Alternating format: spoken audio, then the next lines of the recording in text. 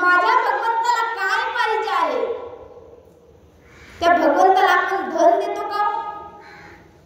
त्या भगवंताने आपल्याला धन किती मागितलं का? कारण की 3.5 हाताचा नरदेह आपल्याला त्या देवाने फुकट दिला का नाही? तरीही या वरच्या देहाला नटवण्यासाठी आपण किती खर्च करतो ना? जर एखाद्याला हात नसेल त्या हाताची किंमत त्याला विचारा. पण ज्याला हात आहे पण तरीही तो टाळी वाजवत नाही. त्या भगवंताचं नामस्मरण करण्यासाठी आपल्याला त्या भगवंताने मुख दिलं, पण मुखाने त्या भगवंताचं नाम घेत नाही. कारण की देवे दिला देह भजना गोमटा तो या झाला फाटा भादिकेचा. कशासाठी देह दिला? देवाने भगवंताने आपल्याला देह दिला भजना करता, पण आपण वापरला भोजना करता. अहो आता गणपती बसले आहेत. आज 9-10 दिवस झाले गणपती बसवतो. गणपती बसवतो, पण तो गणपती कशाचा बसवतो? सोन्याचा आहे की नाही? सोन्याचा गणपती ना, मग मातीचाच का म्हणून? मोठ्या लोकांनी सोन्याचा बसवला असतं, चांदीचा बसवला असतं, मातीचाच का? अहो पार्वती मातेने हजारो वर्ष तपश्चर्या केली गणपती रायाची. हजारो वर्ष तपश्चर्या करत असताना त्या पार्वती मातेला गजाननाने वर दिला. माते तुझी काय इच्छा आहे? पार्वती मातेने वर मागून घेतला की तू माझ्या पोटी जन्माला यावं आणि तुझी आई म्हणून या जगामध्ये प्रसिद्ध व्हावं. एवढाच वर मला दे. म्हणून आपण काय म्हणतो? गणपती कोणाचा पुत्र आहे? पार्वती मातेचा. पण पार्वती मातेचा पुत्र कसा काय? कारण की हजारो वर्ष तपश्चर्या करून पार्वती मातेने तो वर मागून घेतला आणि वर मागितल्यानंतर त्या भगवंताने प्रसन्न होऊन तो वर दिला. एक वेळ तपश्चर्या करून पार्वती मातेच्या अंगावरती मळ साचला, धूळ साचली. आणि जेव्हा जया आणि विजया पार्वती मातेची मैत्रिणी ह्या गप्पा मारत बसल्या होत्या, गप्पा मारत असताना त्या म्हणू लागल्या, अगं पार्वती तू तर जगाची जननी आहे, सगळं काही तुझ्या सत्तेने चालतं. सारे हे शरीर कोणाची असते? कोण बोलवित हरविन? कोण बोलवणार आहे? सगळं काही करणारा तो भगवंत आहे. आपल्या हातात काय? तरीही त्या पार्वती मातेने काय केलं? जे भगवान शंकर आहेत ना, भोलेनाथ, जे पटकन येतात, तुझ्या घराला दारही नाही, काहीच नाही, खिडक्याही नाही, आहे का? नाही. मग तू काय कर? तुझ्या रक्षणासाठी एक द्वारपाळ काहीतरी तू जन्माला घाल आणि जन्माला घातल्याबरोबर त्या दारामध्ये रखवाल म्हणून ठेव. पण कोणाला घालायचं? पार्वती मातेने काय केलं? पार्वती मातेने स्वतःच्या अंगावरचा मळ काढला, त्याची मूर्ती बनवली, त्याच्यामध्ये पंचप्राण ओतले. त्या मूर्तीमधून भगवान गणेश निर्माण झाले, प्रगट झाले. आणि प्रगट झाल्यानंतर त्या मुलाचं नाव गणेश ठेवलं. आणि गणेश ठेवल्याबरोबर तो रखवाल म्हणून दारामध्ये उभा केला. उभा केल्याबरोबर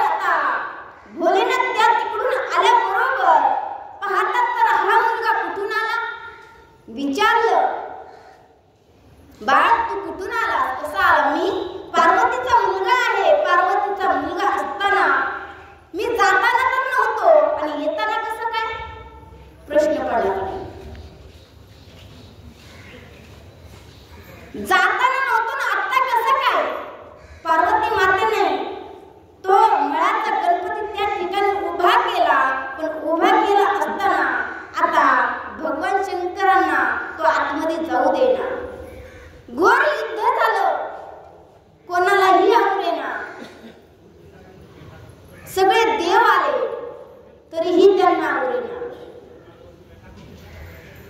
युद्धामध्ये माझ्या भोलेनाथाने त्या मुलाचं मान छाटली आणि छाटल्याबरोबर ती मान कुठे गेली ती सापडलीच नाही. आणि सापडली नाही ही वार्ता जेव्हा त्या मुलाची मान कापली गेली ती वार्ता माझ्या पार्वती मातेच्या कानावर पडली. कानावर पडल्यानंतर ती आई आहे. आई काय असते? कारण की आईला आपलं मूल इतकं प्रिय असतं, इतकं प्रिय असतं. त्या पार्वती मातेने रागवली आणि रागवल्याबरोबर ती पार्वती माता म्हणू लागली, माझ्या मनाचा वध केला आहे ना, आता मी या सृष्टीचा नाश करणार. या सृष्टीचा नाश करणार असं सांगत असताना आता पार्वती मातेला सगळे देव ऋषी सगळे काही विनवणी करू लागले. आई, तू तर सगळ्यांची आई आहे आणि असं का म्हणून करतेस? असं करत असताना तेवढ्यामधून गजेंद्र नावाचा एक हत्ती त्या ठिकाणी येत होता. त्याची मान कापली आणि मान कापून त्या ठिकाणी आणलं. गजेंद्र नावाचा हत्ती त्या हत्तीची मान कापून त्या मुलाला बसवल्याबरोबर पुन्हा सगळं काही झाल्याबरोबर तो मुलगा पुन्हा उठून उभा राहिला. आता आईला बरं वाटलं का नाही?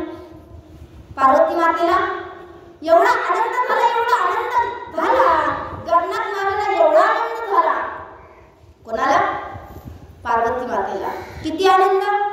आनंदाचे डोली, आनंद तरंग, आनंदाचे डोली, आनंद तरंग, आनंदाचे अंग, आनंदाचे, आनंदाचे अंग, आनंदाचे, आनंदाचे डोली, आनंद तरंग, आनंदाचे डोली, आनंद तरंग. एवढा आनंद कारण की आपला मुलगा पुन्हा जिवंत झाला. पण त्या गजासुराने काय केलं? वर मागून घेतला. गणराया, माझं मस्तक मी तुला देतो, पण तुझ्या नावाच्या पुढं माझं नाव लागावं म्हणून त्या गणरायाच्या पुढं गजेंद्र हे नाव पहिल्यांदा आहे, नंतर गणराय आहे. कारण की एवढी प्राप्ती करून घेण्यासाठीही तपश्चर्याचं फळ खूप मोठं असतं. तुका म्हणे एका मरणाची सरे उत्तमची उरे कीर्ती मागे. तो राक्षस असूनही त्याची कीर्ती आजपर्यंत आहे. आपली कीर्ती कुठं आहे? आजा मेला पंजा मेला बाप नसना गेला, देखत देखत नातू पण तोही पैसा झाला. तेव्हापासून हत्तीचं मुख हे गणपतीला आहे आणि मुखापासून खाली मानवदेह आहे. अहो, बाबासाहेब आंबेडकरांनी ही गणपतीची स्थापना केली. तेव्हापासून गणपती बसवण्याची पद्धत आली आणि ती गणपती बसवल्यानंतर सगळा काही प्रकार झाला. तेव्हापासून मातीचा गणपती अनंत चतुर्थीला, विनायक चतुर्थीला आपण बसवला जातो, पण सोन्याचा नाही. अहो, पार्वती मातेने तपश्चर्या तर केलीच केली, सर्व काही देवांनी तपश्चर्या केली. कारण की आधी गणपतीला पूजल्याशिवाय कोणत्याही कार्याची सुरुवात करत नाही. करतो का?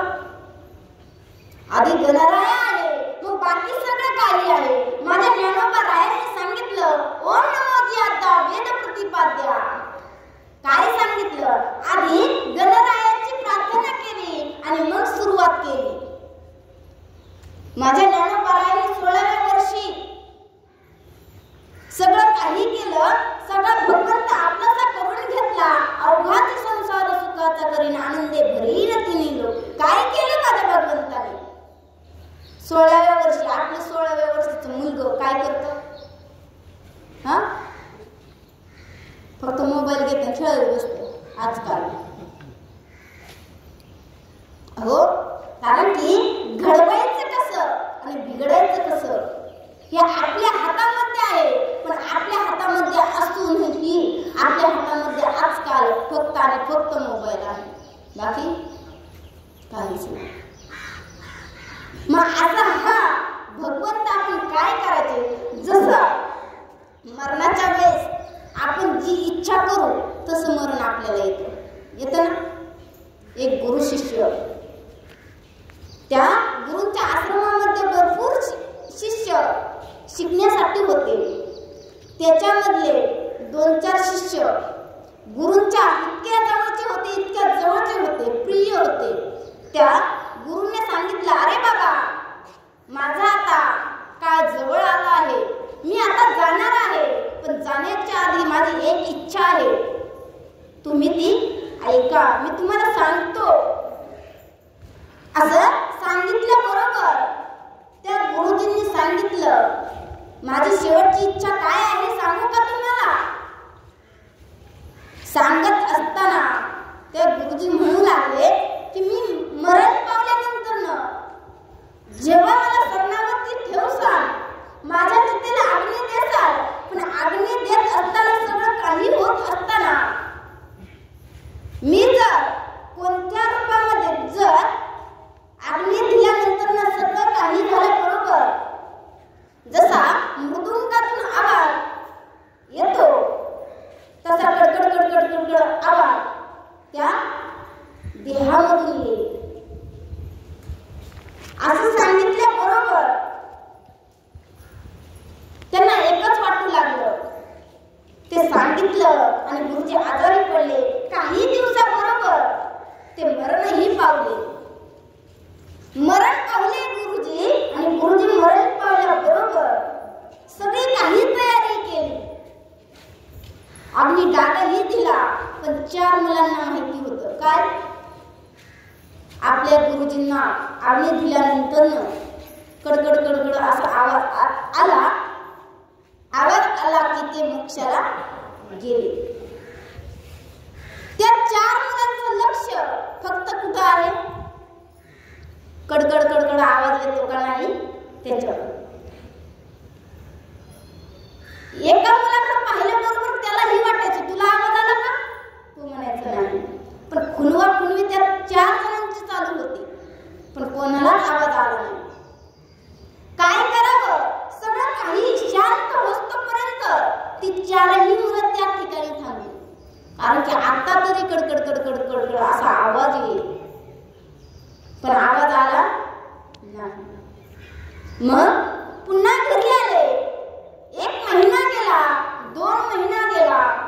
तेवढ्यामध्ये त्या गुरुचे दोघेही एका संस्थेमध्ये शिकणारे गुरुबंधू त्या ठिकाणी आला आणि आल्यानंतर सगळे काही पाहू लागला. अरे बाबा, माझा मित्र कुठं आहे? सगळी काही हकीकत त्या मुलांनी सांगितली आणि सांगितल्याबरोबर विचारलं, आमच्या एका शंकेचं निरसन करा. तुम्ही तर माझ्या गुरूंच्या बरोबरचे आहेत म्हणलं, तुम्हाला सगळं काही ज्ञान आहे, तुमचं निरसन तरी काय करायचे? तुमचा प्रश्न तरी काय आहे?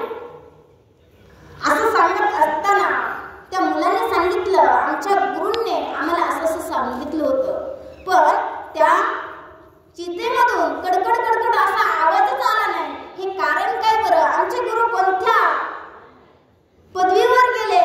स्वर्गवासी झाले का नरकवासी झाले का काय झाले? आम्हाला माहिती नाही. मग तुम्ही काय करा? तुमच्या आत्मज्ञानाने आम्हाला सांगा काय झालं. असं सांगत असताना ते म्हणू लागले की तुमचे गुरुजी कुठे होते? कोणत्या खोलीमध्ये होते? त्या खोलीमध्ये मला घेऊन चला. त्या खोलीमध्ये गेले. तिथे एक खाट होती. त्या खाटेवरती ते बसले. तुमचे गुरुजी याच ठिकाणी बसले होते का? याच ठिकाणी झोपले होते का? ह्याच ठिकाणी झोपले होते.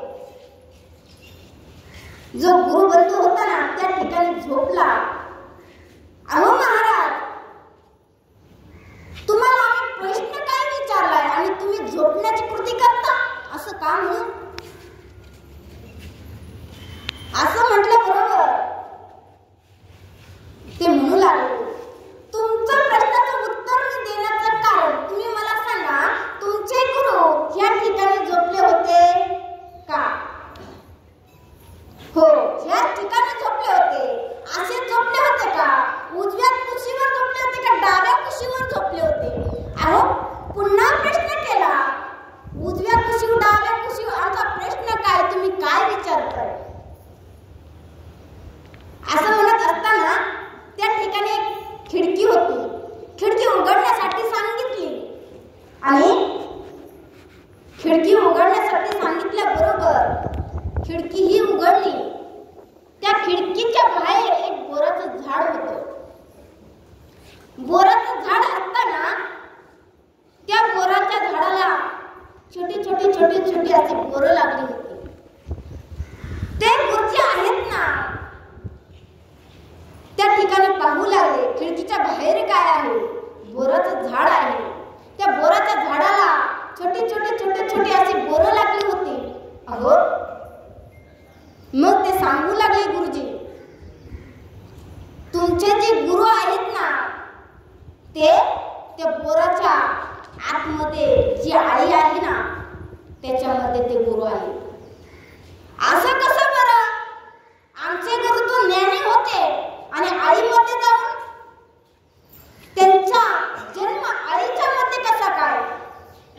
असं सांगत असताना त्या गुरुने काय केलं, ते बोर तोडून आणण्यासाठी सांगितलं. त्या मुलाने ते बोर तोडून आणलं. ते बोर तोडून आणल्याबरोबर ते बोर तोडलं, आतमध्ये आळी दिसली.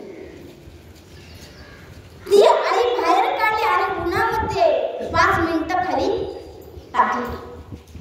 खाली टाकल्याबरोबर त्या उन्हाच्या चटक्याने ती आळी मरण पावली. पण मरण पावत असताना त्या आळीतून कडकड कडकड कडकड कडकड असा आवाज आला आणि तेव्हा त्या मुलांचं शंकेचं निरसन झालं. कारण की आपण जसं मरणाच्या वेळेमध्ये चिंतन करू तसंच आपल्याला जन्म प्राप्त होतो. त्या गुरुने काय चिंतन केलं? सगळं काही आयुष्य घालवलं, पण चिंतन कुठं होतं? त्या बोराकडे होतं मरणाच्या वेळेस. मग आपण मरणाच्या वेळेस जसं चिंतन करू तसा आपल्याला जन्म प्राप्त होतो. जन्म घेणे लागे वासनेच्या संगे. काय आहे? जशी वासना तसा जन्म. मग आपल्याला कसं वासना पाहिजे, कसं जन्म पाहिजे ते आपल्या हातामध्ये आहे ना दादा? मग आपण काय करतो? भगवंताचं नामस्मरण करतो, सकाळी उठतो, पांडुरंग परमात्म्याला जातो, माझ्या बाळूमामाच्या मंदिरामध्येही जातो, दर्शन घेतो आणि पुढच्या कामाला सुरुवात करतो ना? नित्यनेम आहे दादांचा. पांडुरंग परमात्म्याचं नामस्मरण करावं, बाळूमामांना जावं, बाळूमामांचंही दर्शन घ्यावं आणि नंतर सगळा काही कारभार आहे तो करावा. असं करत असताना पण आपल्याला काय साध्य करायचं आहे? त्या भगवंताने आपल्याला जन्म कशासाठी दिला? फक्त आणि फक्त तो भगवंत आपल्यासा करण्यासाठी. मग करतो का आपण? कुणी केलाय? तो भगवंत कुठं आहे? तुझा आहे तुझा पाशीपरी, तू जागा चुकलाशी. किती जवळ, किती जवळ आहे? दिसलाय कोणाला? तैसा हृदयामध्ये मी राम असता सर्व सुखाचा राम की भ्रातासी कामू विषयावरी.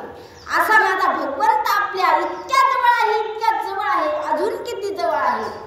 त्या भगवंताला काय करायचे? आपल्या चित्तामध्ये ठेवायचं आहे.